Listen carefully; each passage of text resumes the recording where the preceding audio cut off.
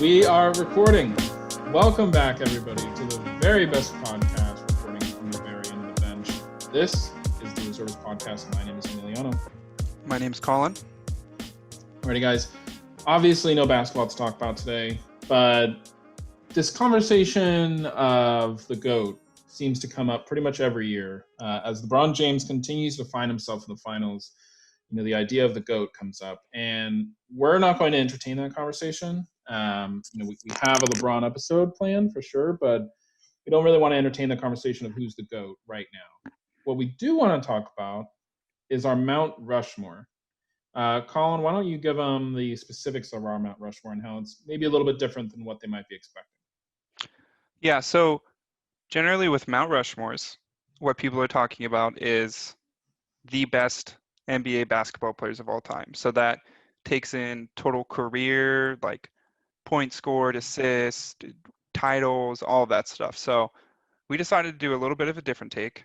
And our Mount Rushmore is kind of similar to the one in real life, where it's the most influential players in basketball. So when we think of influential, we're thinking of players like Steph Curry, right? Steph Curry changed the game. He influenced the NBA, not only NBA, but every single, 10-year-old kid out there shooting 36-foot threes on fast breaks. So that is an influential player, for an example. So we're going to be giving our list of our 4 players on our influential Mount Rushmores. So I'm going to go ahead and let Emiliano take it from here, and we'll hear his first. Oh boy, you put me on the spot first. All right, so man, I changed mine up. I'm not gonna lie to you. I changed mine up since we finished. Yeah, I changed it up, and I might be cheating a little bit, but you can let me know. So I have LeBron James, and honestly, this is in order of what I think might be the most influential. So LeBron James, Steph Curry, Michael Jordan, and this is where I cheated a little bit. I think the duo of Magic and Bird. What? So let me explain. Okay, so let me walk through my explanation just a little bit. So LeBron James, I think it might be recency bias, but I really do think that he's the most influential person on the game because when you look at it, I don't think that any player has gone through the kind of scrutiny and analyzation of their game as LeBron James and then still been truly successful. Um, I think that he's the most successful player in the history of basketball, and I know that the argument is obviously that he doesn't have as many championships, but I just think that with what he has been given, he has the absolute most success that he could have possibly had. You place LeBron James in a simulator 100 times, and I think that the career that we're seeing in front of us, what's already transpired is potentially one of the top, it's in the top 5% of what would happen 100 times over. Steph Curry, I think, is the most influential shooter of all time, on top of the fact that he's the greatest shooter of all time. And he just simply changed the game because, he was the first player that made us think, oh, you can take 40 or 50 threes a game. And if I make half of them, I'm probably going to win. Okay, cool. He's the first player to take those logo threes and have it not be, buzzer beaters. He was the first player to set up at the logo and just take threes casually and comfortably.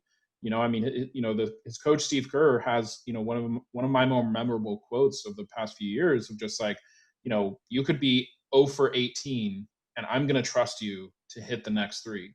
And like, he's the first player that I watched where it's like I just feel like every single shot's going in. Moving on to Michael, no real explanation needed here. I think that to this day, he's the coolest basketball player ever. I don't think that there will ever be as cool of a basketball player as Michael Jordan. He made the game of basketball what it is today. I mean, if we're really talking, as far as influencing the game positively, I think that he might actually be a little bit higher than Steph and LeBron. But I think in the grand scheme of things, those two might have had bigger influence. And then Larry and Magic, I think, it's really underrated in terms of what they did for the NBA. They brought the NBA back when the NBA really was on the brink of destruction. That battle between Larry and Magic, the battle between LA and Boston is really what brought the NBA back. And so I think that their duo has to be recognized in a Mount Rushmore of influence in terms of NBA history. Yeah, I mean, that's a solid list right there. So you started off your list by saying that you had it in order of most influential players. Yes, So LeBron James is your first? I think so. Yeah, and like I Like in said, I'm admitting to a potential for a little bit of recency bias. got it.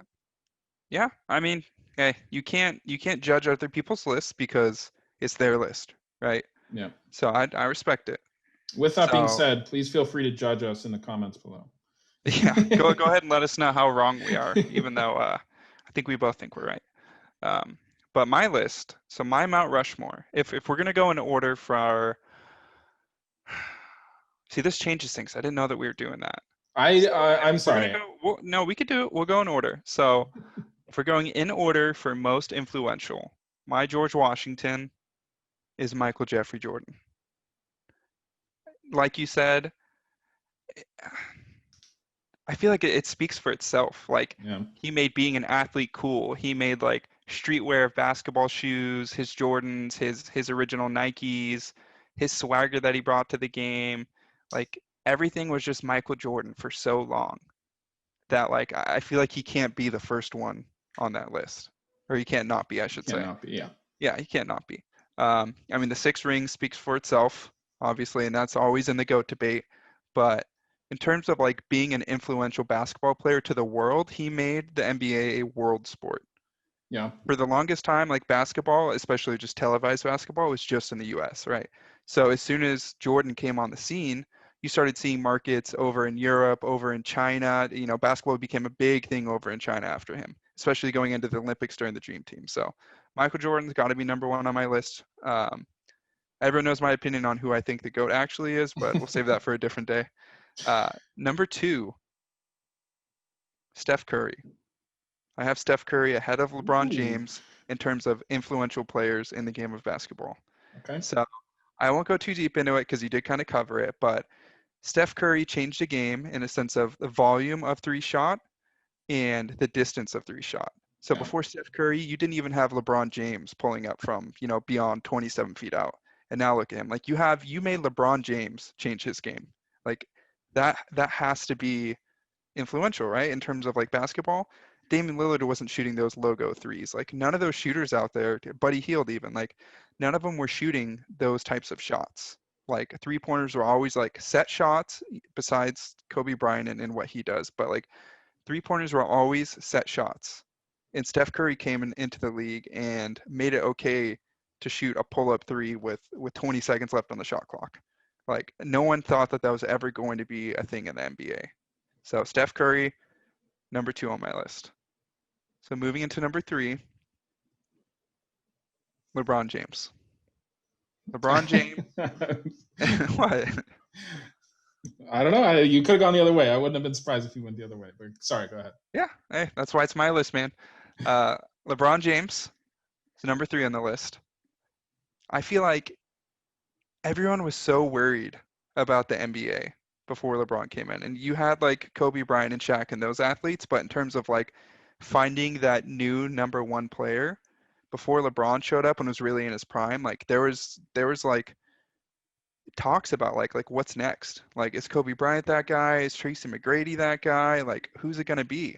And then LeBron comes into the NBA with the chosen one tattooed on him, number one pick in 2003, and what 10 straight finals appearances, four total championships, four finals MVPs, and I just feel like that he made basketball like exciting to watch. Like there was a point in time from like 2000, I want to say like 2007 to like to when he joined the Heat, where like basketball was like always fun, but like when he was really in his athletic prime, it was like everyone was tuning in to watch LeBron James play. Like no matter what team he was on, no matter if they were playing the Charlotte Bobcats at the time or whether they were playing the big three of the Boston Celtics, like he became like that next like superstar all-time great athlete. Yeah. And you know, there's talks like, are we ever going to see another LeBron James again? Like, we'll probably see another Steph Curry. some undersized guard's going to come in, putting up 9 threes a game, but we'll never see another 6'8", 6'9", 250 small forward that plays like all 5 positions at the same time. Yeah. Like we just won't see it again. We won't see someone who's built like a power forward run the court as a point guard. Yeah. And I feel like he kind of made that like a thing. Like I know we had it originally in Magic Johnson back in the 80s and the early 90s where like he was an oversized point guard, but the league was kind of shying away from that. Mhm. And LeBron James proved that like, hey, like you can be big, you can be fast, you could be strong, but you could do whatever you want. Like I feel like he almost in a sense like created positionless basketball alone. So that's why he's on my Mount Rushmore. LeBron James, that's my take. Creative positionless basketball. LeBron James. All right, I like that. So there was some arguing back and forth for this last spot on my list. And originally I had Kareem here, but I replaced him with Kobe Bryant. So when you roll up a sock and you shoot it into your laundry basket, this is the ultimate like argument for this one. Whose name do you yell when you shoot the sock into the basket? Like you yell Kobe Bryant. Kobe. When you roll up a paper and you throw it into your trash can in your office, you're yelling Kobe. It doesn't matter if it's a 50-year-old random white guy that never watched basketball before. Like he even knows to yell Kobe when you shoot it. So even aside from that, like Kobe Bryant made taking bad shots like acceptable. And I don't know if we will ever see an athlete like that again. Like heavily contested, 3 people on him shooting a fadeaway from the corner. Like I don't think we can ever see anyone else do that but him and like be okay with the shot that's being taken. Like even LeBron James, if I saw LeBron James guarded by 2 people in the corner and he was shooting a fadeaway three for the win, I'd be like, that probably wasn't the best shot. But Yeah. there's something about Kobe Bryant that like if he had like Giannis and AD guarding him with their hands like about to touch the ball, I'd be like, that's a good shot. That was a pretty good chance of going in.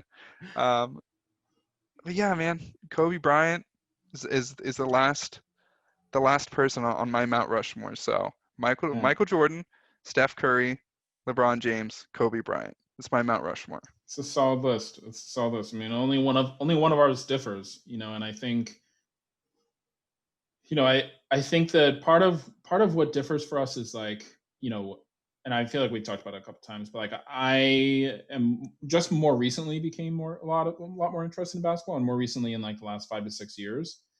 And I feel like, for our generation, if I grew up a basketball fan my entire life, Kobe would probably be on my Mount Rushmore too.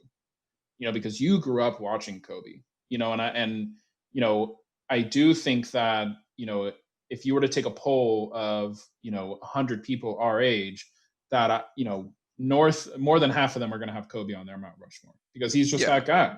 He's our generation's, MJ in terms of like the cool athlete. Like everybody had his jerseys. I mean, Kings fans bought Kobe jerseys. Like that's like, I mean, that's a Red Sox fan, buying a Jeter jersey. yeah. That's a different level of respect. So I do get it. I do get it. It's not a he's in the top six for me. If my Mount Rushmore is just for, he's 6 or 7 for me. So Yeah. it's not a bad take. And I mean, looking at our list, I think the most impressive person on this list has to be Steph Curry, an Yeah. undersized point guard with bad ankles coming out of Davidson, Yep. drafted behind Tyreek Evans and I think Rubio went ahead of him too. I don't remember. I think Rubio went ahead of him. But still, even behind Tyreek Evans, like no one, and I remember watching the pre-draft specials and stuff. So I can attest to this. No one thought Steph Curry was going to be what he is right now. And Well, I don't think that he knew what he was going to be. no, and I mean, look, like I mean, part of that is no one knew that what he was good at would even like be allowed to be successful. I don't want to take away from his other talents. Like everyone knows his shortcomings on defense. But offensively, he's a great ball handler at this point of his career, and that's something that you can learn. He's a decent passer, but I mean, when he got drafted, nobody knew that you were going to be able to be a two-time MVP, one of those times unanimous, simply based on the fact that you are the greatest shooter that the NBA has ever seen. Ray Allen Yeah. was never in talks for being the MVP. And before Steph came around, I at least I think, I'm assuming Well, that Ray that Allen might be kind of part of your recency in basketball, but Milwaukee Bucks Ray Allen was nasty. Like, I know it's hard to think of Ray Allen driving to the hoop and dunking on yeah. someone, but that's something that used to happen back in the day. Yeah. But I will agree that no one has affected the gravity on a basketball court more than Steph Curry.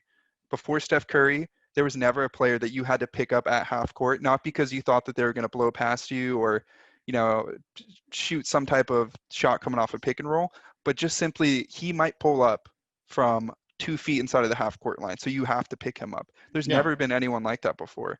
And Yeah. honestly, one of the most deadly combos was in the finals, the Steph Curry and Draymond Green pick and roll. Like, Yeah.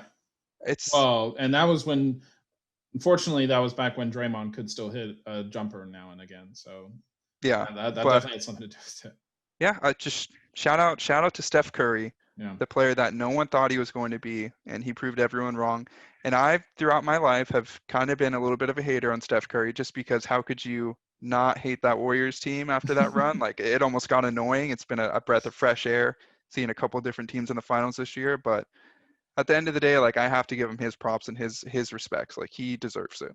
Yeah. Yeah. It's nice to see a team that's only won 16 other championships back in the finals for sure. We have a little bit of a honorable mention, from our Mount Rushmore. The NBA's been around for a really long time, and I think for both of us, having a little bit of recency bias is impossible not to have. Mount Rushmore is so impactful because of what it is. It's literally just built into stone. There's no tearing it down and redoing it. The real Mount Rushmore. But we're able to change our opinions throughout time.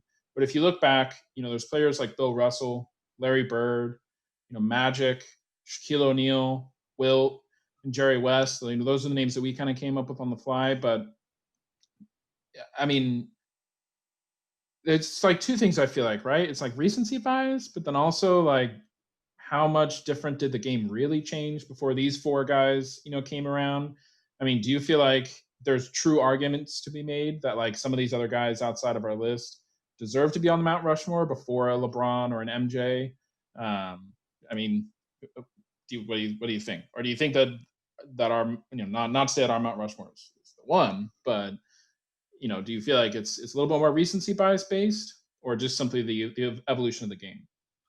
Well, I just want to remind people that our Mount Rushmore is not skill based. It Right. is most influential in terms of like how they changed the game and how they were perceived by the audience outside of the NBA itself.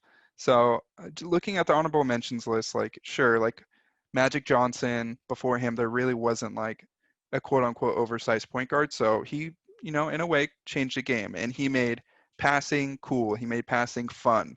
So if we're looking at this honorable mention list, I think if there's one person we had to include, it'd probably be Magic Johnson. Shaq was super dominant, but did he really change how the game was played in the future? Probably not. Wilt Chamberlain is another one that you could, I guess, theoretically add on there. Before him, like, there was never anyone as dominant as him besides going into the future, maybe Shaq in his prime. Like, you Mm-hmm. just could not stop Wilt Chamberlain. But did he change how the game was played? Yes and no. There were some rules that were created because of Wilt Chamberlain, simply because of how dominant he was, and I believe Shaq as well. But just in terms of like influential, affecting other players and affecting fans, I think our Mount Rushmore, I think we nailed it. Yeah. And Jerry West will always kind of befuddle me because he's never on anyone's top 10 players of all time in terms of talent. I don't fully understand how he became the logo, but when you're the logo of the organization, you have to be mentioned in most influential players of all time. You did something right to become the logo. All right, but moving on from there, so we got our Mount Rushmore out of the way. Now we're doing a little bit of the opposite. But before we jump into most underrated players of all time, let's take a quick break. Hello, everyone. Want to take a quick break from the podcast, talk to you guys about something really important to both Colin and myself. Before we can jump into the holiday season, we have a responsibility that all Americans must capitalize on. This election is here. You can actually already send in your ballot. The day of the general election is November 3rd, and it might be easy to just see this as a presidential election, but it is so much more than that. Voting does not make us either liberal or conservative. It makes us citizens of a democracy, and it is our responsibility to affect change in our country. If you are like me, though, you might be having a hard time trying to figure out what you'll be voting on beyond the president. With so many measures on the ballot, commercials and bias in our world cause it to be nearly impossible to get the facts straight. This is why I will be using howto.vote and ballotready.org as nonpartisan guides to my entire ballot. You can use these sites to compare candidates for president, House of Representatives, and even your state and local candidates. Even more than candidate research, both sites allow you to get details on all of the measures, both nationally and locally. 30% of voters take the time to vote and then leave parts of their ballots blank. Don't let that be you. This is a missed opportunity to choose the leaders for our communities and make positive change through voting. For anyone who is voting by mail, by the way, make sure you sign your ballot in order for it to be official and count towards the election. Democracy works when we all vote, but misinformation and confusion about election procedures have resulted in lower voter turnout year after year. So make sure to check your registration status today, and when you confirm you're registered, decide when and where you will vote, or find the deadline for your mail-in ballot.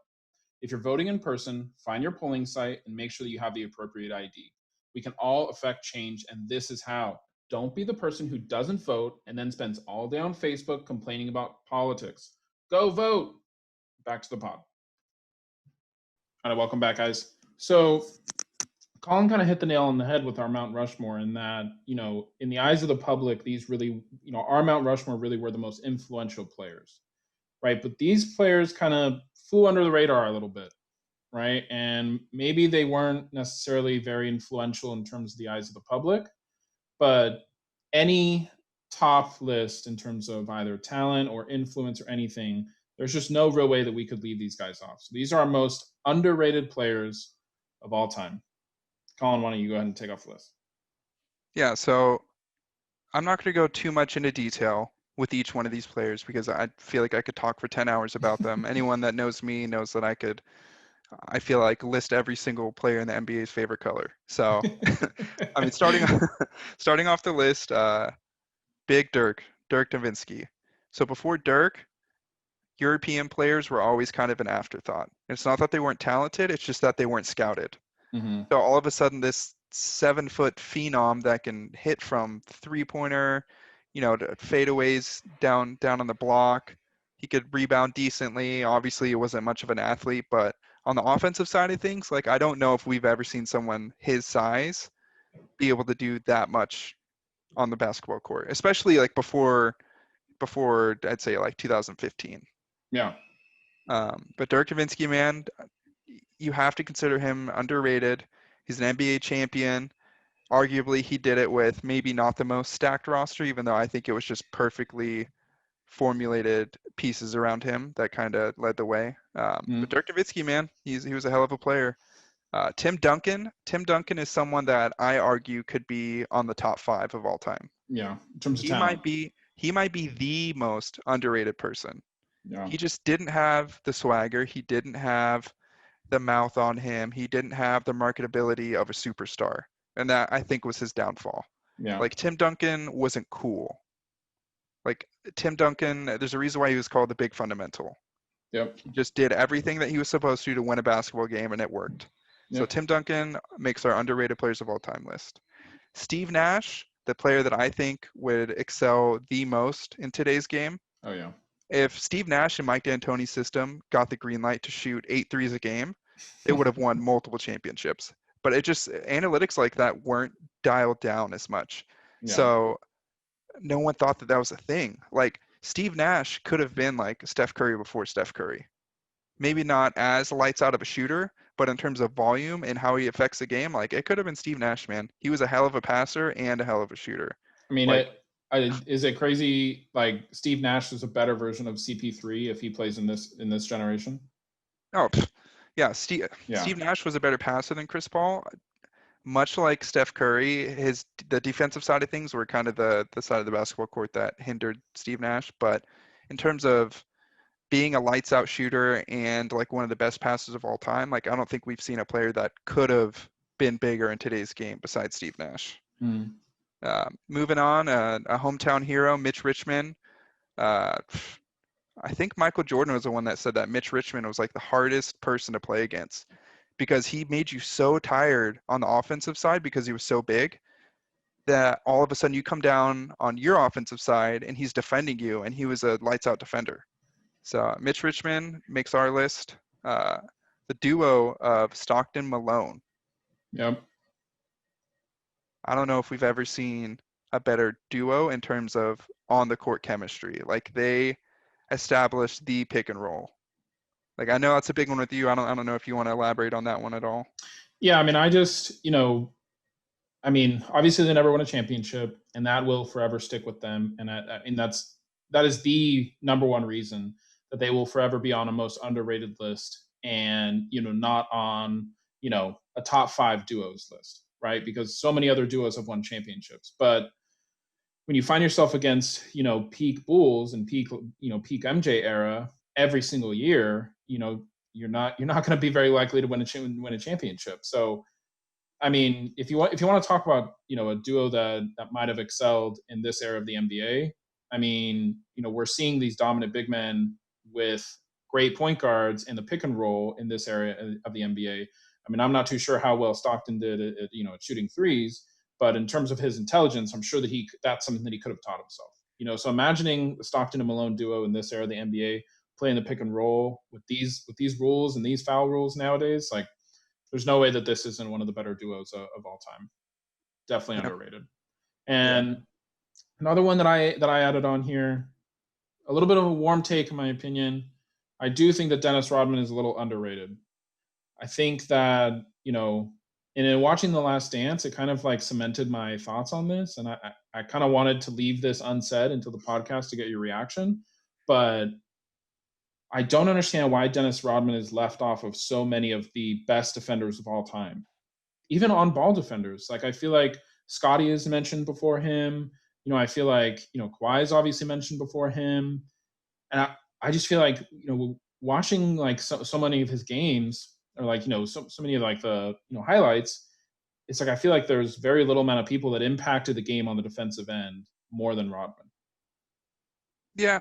Well, I don't know if he slept on in terms of the defensive side of things. Maybe he slept on from a standard fan that's not super into basketball and doesn't know how important he was, but maybe he slept on in terms of how important he was to the Bulls championships. Hmm. Because I don't think without him that the Bulls win 6 finals and go undefeated. I mean, was there any other big man? I mean, Draymond obviously comes to mind, but like, what sort of big men, even thinking of this era of the NBA where we have kind of small five, could defend any position well? I mean, at an all defensive level, at an all NBA defensive level. And I feel like Rodman kind of did that, I don't know. Yeah, no, I mean, I'm not taking away from Rodman at all. I'm just thinking of like from a standard fan perspective that maybe didn't watch the most basketball back then or didn't watch the highlights and stuff that we have access to now might see him as like not like a premier Mount Rushmore type player. But the only reason that he might be mentioned in this list is just strictly because of how much he affected the Chicago Bulls winning. Like Yeah. without Scottie Pippen and Dennis Rodman, that would have forced Michael Jordan to have to guard the best players on the opposite team. Yep. And I think that's why Michael Jordan is kind of seen as, and I don't want to dive too far into this, but Michael Jordan is seen as a premier defender. But how often was he guarding the first or even sometimes second best player on the opposite side? Not very often. Like he was Hmm. guarding what, like 6 foot to 6'4" players at 6'6". Yeah. I don't know. We'll Yep. save that for a different podcast. Another Bulls great. Go for Horace Grant. Horace Grant was so important to the Bulls that when they lost him and he went to the Orlando Magic, the Magic knocked him out the next year. So it. I'm going to leave it at that. Um, moving on from him, got a couple of bigger names, Alex English and Chauncey Billups. So Chauncey Billups to me is super important because he wasn't like an all-star. He wasn't like an all NBA player, not to take anything away from him, and not that he never made those accolades, but he just wasn't like a premier player. But they took out the Lakers. Yeah. Like they took out the Los Angeles Lakers with Kobe Bryant and Shaquille O'Neal.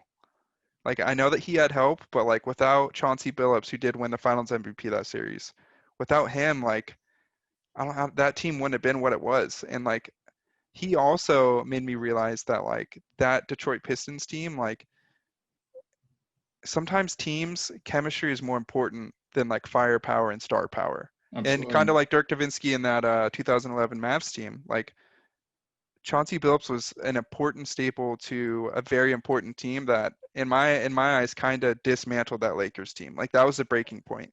Like Yeah. Shaq and Kobe were already having like their issues and their falling out stuff, but like then they go out and lose to the Detroit Pistons. Like it was game over after that.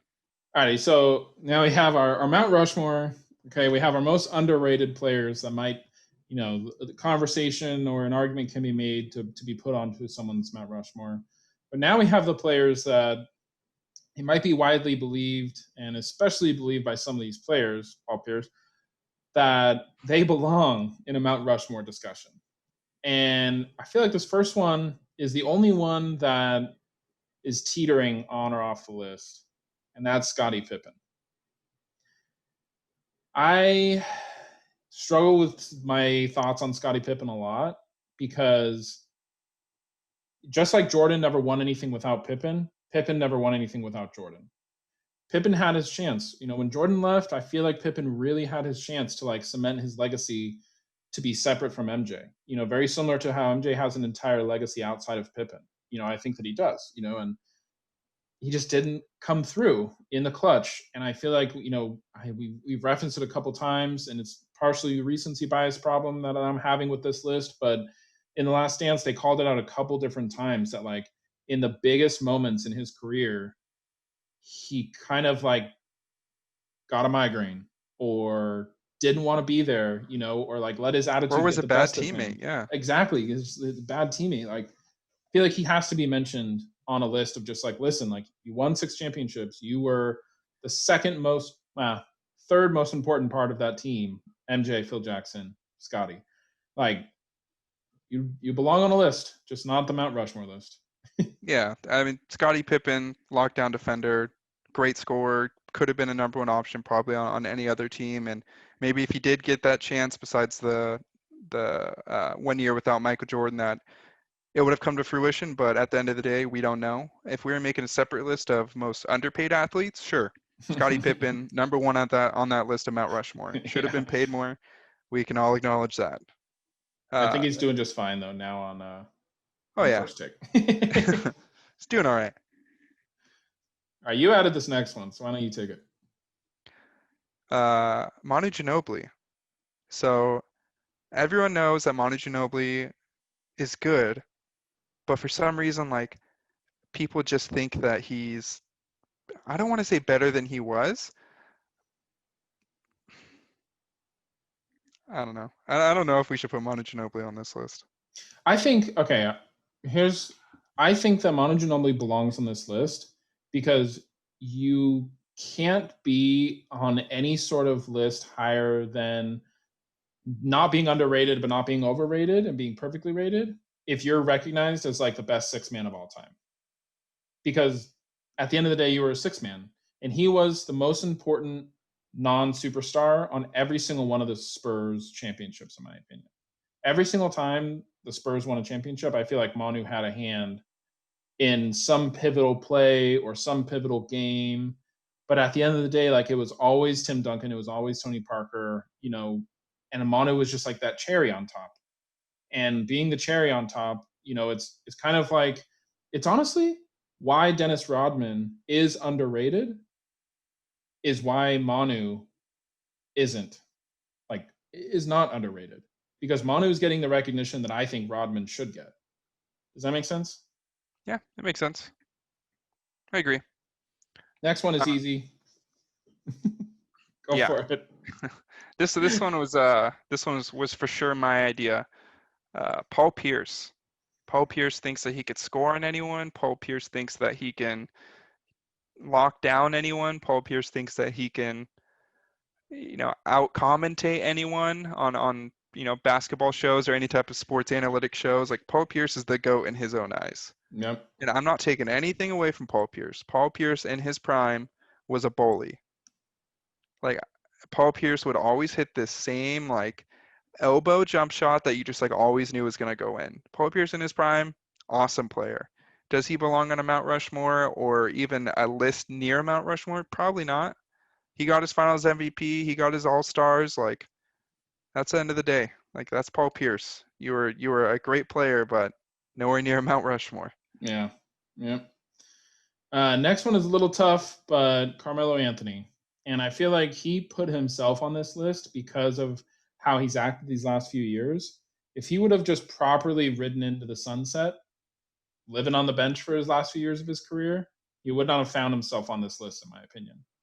But because of the way that he's acted, because of the way that he's really just like, man, that Thunder thing is just like it's going to haunt him for I think the rest of his career. How he reacted to potentially being a bench role player on that Thunder team is one of the reason that he's on this list.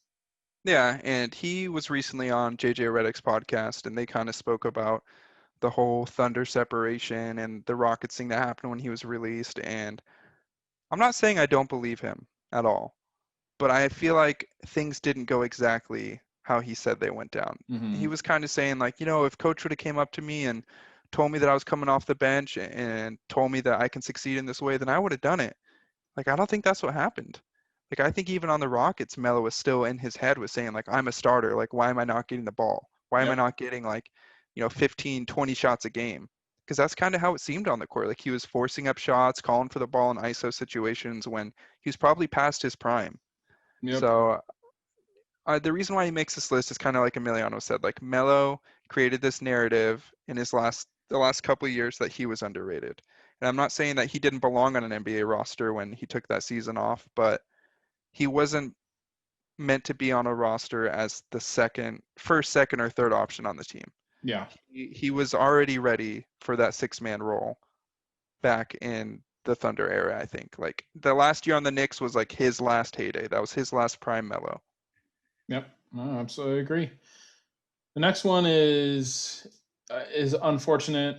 Uh, Isaiah Thomas of the Celtics.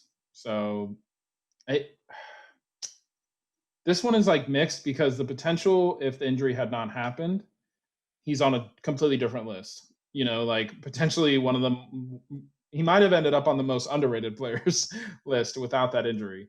But I think that for some reason, like that peak that happened with the Celtics, that 40 points per game, playoff run, like that MVP style run that he had, for some reason, I think that in his head, that was like 3 or 4 years worth of time in the NBA. Yeah. And it really was just the one year, where he really peaked.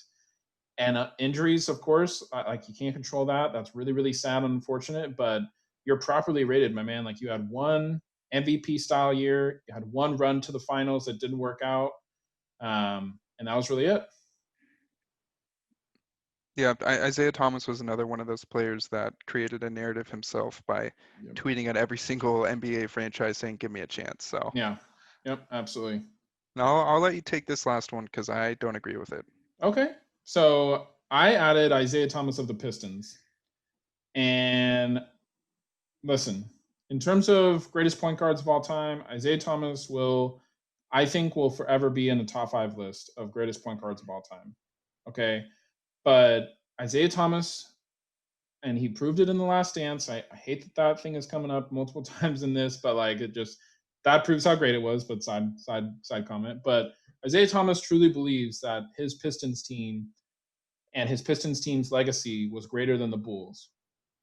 He thinks that he was like the most influential and the greatest player of that time, just based on the way that he talks, and I just think that he's properly rated. Like, I think that he's properly rated at that 3 or 4, best point guards of all time range. And I think that Pistons team is rated exactly where they belong. They were bullies. They were the first team to say, you know what, we're just going to throw all of our fouls at this team and just tire the shit out of them.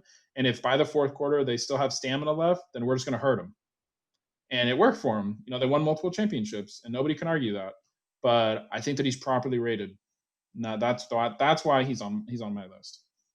Yeah, like I said, that's That's your opinion. You're not gonna get me to budge. I'm not gonna defend his honor because I know the everyday fan knows that I'm right and you're wrong. So Okay. All right. Okay. Well, something that I think that we also disagree on is our hot take. Ah, my hand, that's hot. This one's hot too. Okay, we're trapped, everyone for himself. So, why don't you take this one? You're the one that came up with it and was adamant about having it as our hot take. So why don't you take this one? this one is a little sensitive, and I'm gonna be careful about how I phrase it. So the hot take this week for this episode is: did Kobe Bryant do enough throughout his career to solidify himself as a Mount Rushmore talent, or maybe a spot outside Mount Rushmore? So did he do enough throughout his career essentially to make him a top 5 player of all time? You want me to take it first? Yeah. I think that through play, through actions, I mean, like we have all seen the YouTube videos of like how mirroring their games were. Kobe Bryant is the closest thing that we had to Michael Jordan. Okay, but I just he's always going to play second fiddle to MJ. He never really did anything, in my opinion, to separate himself from Michael Jordan. And where like, I think LeBron, has done a lot in his career to separate himself from Michael Jordan. But I I don't know. I think that's the issue is that Kobe will always just be directly related to Michael Jordan because I mean he emulated Michael. I mean, like, you swap jerseys and you might be watching the same player. Like, you just don't know, So I think that's my issue with putting him on that, that stature, that Mount Rushmore talent level, is because it's always going to be MJ, then Kobe. Yeah. I think when I phrase it in the way that I'm about to, it makes a little more sense. Mhm. So if we're going to judge LeBron James on what he's done and also his shortcomings throughout his career, you have to judge every player the same way. So Kobe won all those championships with Shaq. Yep. Would he have won those championships without Shaq? Probably not. They wouldn't have come close to beating that Kings team. For Mhm. starters. The West was loaded, but you had the Spurs, the Timberwolves, the Mavericks with Steve Nash and Dirk Nowitzki. You had the Sacramento Kings, the Blazers there at the end with Scottie Pippen. Like, he was not getting past those teams without Shaq. There was no way. But two, as soon as Shaq leaves in 2005, the Lakers miss the playoffs. They come back the next year, and they're up 3-1 against the Suns in the first round, and they blow a 3-1 lead against the Suns and get knocked out. So if LeBron James did both of those things essentially, and he's never, besides his first 2 seasons when he was 18 and 19 years old, and that groin injury he had later on in his career when he was like a grandpa, he's never missed the playoffs Yeah. and never been knocked out of the first round. So you could judge Kobe and say, well, he didn't have a cast around him. You know what? LeBron James made it to the NBA Finals with, a Very couple of Sacramento elderly home residents on his team. So that's what I mean. Like, you have to judge players the same way that you judge other players. Absolutely. And his shortcomings, I feel like, kind of leave him just outside of that Mount Rushmore area and just outside of the top 5 area. Like, in terms of career accomplishments, like I would almost put Tim Duncan ahead of him in what he's accomplished. Like, you could say that Kobe Bryant, if he didn't tear his rotator cuff or tear his Achilles, like his twilight and his prime would have lasted a little longer, but that's not what happened. Yeah. I think that if he won one more championship with the Lakers, that would have really solidified it for him. But the other thing you have to think about is he only had one MVP, Yeah. one singular MVP, and a couple of the opposing ones were suspects. Steve Nash won a couple of them, but I feel like he short came a little too much, and that's nothing against him. I mean, he belongs on the Mount Rushmore of willpower. Oh yeah, He, and I think that that's where like he's the fiercest competitor of all time. all time. Like, no argument there. But He would back down a 2-year-old kid if it meant that he could win. Like, yeah. elbow to the face and everything. Yep. Yep, absolutely. But no, in terms of talent, there are people that just have, we'll call them God-given gifts, right? I don't think that Kobe was born to be the greatest basketball player of all time, but he was born with that gene of just like, I don't care what I have to do. If you are better than me, then I'm just going to work harder than you, and someone like LeBron was born with both genes, God-given talent and the will to just simply work harder than you. So yeah, I know that was a tough one, but It's a tough one, had to but be asked for this I episode. mean, you gotta say it at some point, man. And Yep. Kobe Bryant, there's nothing but love. I grew up my whole life watching you, and you mean more to the game of basketball, even outside of that. Like he created a market of Kobe Bryant Yeah. outside of the basketball player. And I think he was the first athlete to kind of do that before LeBron James. So Yeah. if you judge him on everything else except for those shortcomings, like he was almost there. But Kobe Bryant, man. Yep. Absolutely. And what a way to finish off a podcast. But that's going to do it for us today. Yeah, that was a good one. It's always fun to list out these players, and we're going to have the GOAT conversation eventually. It's a basketball podcast, and LeBron versus MJ will unfortunately be a forced topic of conversation at some point in our podcasting career. But hope you guys had fun. Colin, do you have anything else for him? No, just make sure to like and comment. We officially get to be those people. Smash that like button. Yep. Go ahead and follow us at the Reserves Podcast on Twitter and Instagram. Tell your friends, tell your family, tell your grandma, tell everyone. Come and listen. Yep, definitely. We have, I was thinking about it. We have about 10 consistent followers. If all of you guys would just share it with one person, like that would help out a ton. So if you're listening to the podcast right now and you know someone likes basketball, just share it, send it out. Yeah, I mean, hey, another sensitive topic. If you think of our podcast like the coronavirus, like one person has it, they could give it to 4 people. Like that's our podcast, man. Like you tell 4 people, they tell 4 people. Yeah. So while you're all staying home, being socially distant, why don't we spread podcasts and not viruses? There it is. Alrighty. Thanks, guys. We'll see you Friday. What a end.